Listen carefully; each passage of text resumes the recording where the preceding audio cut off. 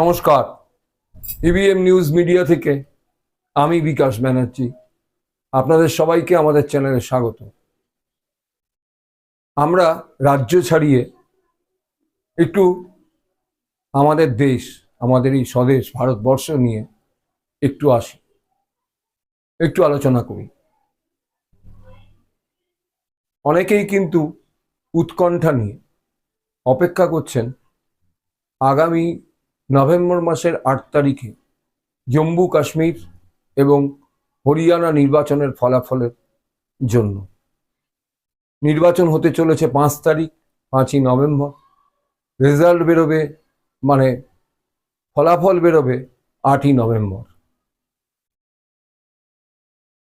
বিভিন্ন দেখুন, আমরা এখনো আমাদের রাজ্যেই সব জায়গায় ঘোরার মতো পরিস্থিতি হয়নি। আমাদের অক্ষমতা আছে, কিন্তু আমাদের স্বাদ আছে, সাধ্য নেই।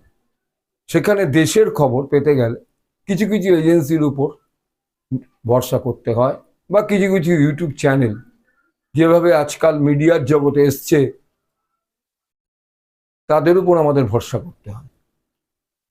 সেই ক্ষেত্রে আমরা যে খবরগুলো পাচ্ছি তা কিন্তু ভারতীয় জনতা পার্টি, যারা কেন্দ্রে ক্র্যাচে ভর দিয়ে নীতিশ কুমার এবং নাইডু, চন্দ্রবাবু নাইডুর ক্র্যাচে ভর দিয়ে যে সরকার চালাচ্ছে, সেই সরকারের পক্ষে যথেষ্ট উৎকণ্ঠার কারণ রাখে। আমরা যদি সূত্রের এখন ওপিনিয়ন পোলগুলো নিয়ে আলোচনা করি, বা যে সমস্ত সূত্র থেকে খবর পাই, বিভিন্ন জায়গায় সবারই আছে কিছু লোক, আমাদেরও কিছু লোকজন আছে, তাদের কাছ থেকে যে খবর আসতে চলেছে তাতে হিন্দিতে একটা কথা আছে, সুপ্রা সাফ, অর্থাৎ হরিয়ানাতে, এবং এটা তথ্যবিজ্ঞ মহলের ধারণা যে হরিয়ানাতেও সুপ্রা সাফ হতে চলেছে এবং জম্মু কাশ্মীরে হতে চলেছে। তাৎপর্য কি? জম্মু কাশ্মীরের প্রসঙ্গ আগে বলি। 10 বছর সেখানে রাজ্য বিধানসভার নির্বাচন হয়নি।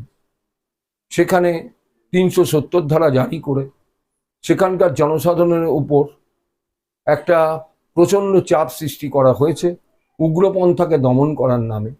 এই খবরগুলো আমরা পাই। এবং 10 বছর আগে বিধানসভা নির্বাচনের সময়, যখন বিধানসভা নির্বাচন ঘনিয়ে এসেছিল, সেই সময় সমস্ত বিরোধী নেতা নেত্রীদের, এমনকি ভারতীয় জনতা পার্টি যাদের সঙ্গে সে পিডিপি, মেহবুবা মুফতি সৈয়দকেও গৃহবন্দী করে রেখেছেন, জেলবন্দি করে রেখেছেন। গৃহবন্দী আর জেলবন্দি মোটামুটি একই। ন্যাশনাল কনফারেন্সের ফারুক আবদুল্লাহ, ওমর আবদুল্লাহ, এদের সবাইকেই জেলে পাঠিয়েছেন, সমস্ত বিরোধী নেতা নেত্রী, এবং পিডিপির মেহবুবা মুফতি সৈয়দকে জেলে পাঠিয়েছেন। এখন এই দুটো জায়গায় কটা বিধানসভার সিট আছে? জম্মু কাশ্মীরে 90টা, হরিয়ানাতেও 90টা।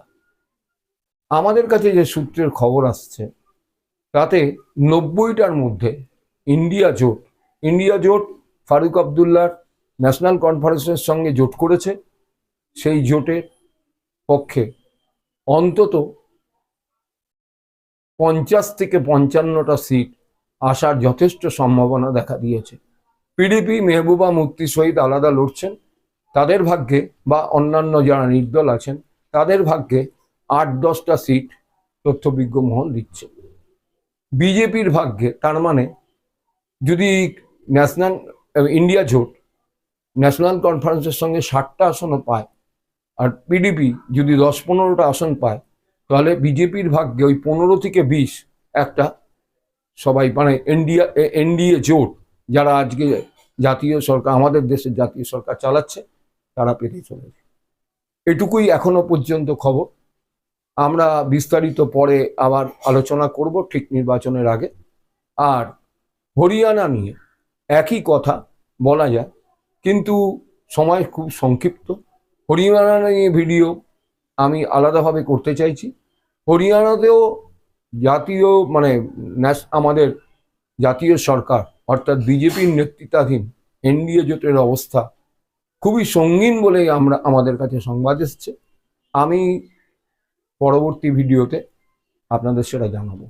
নমস্কার, সবাই ভালো থাকবেন, সুস্থ থাকবেন। জয় হিন্দ।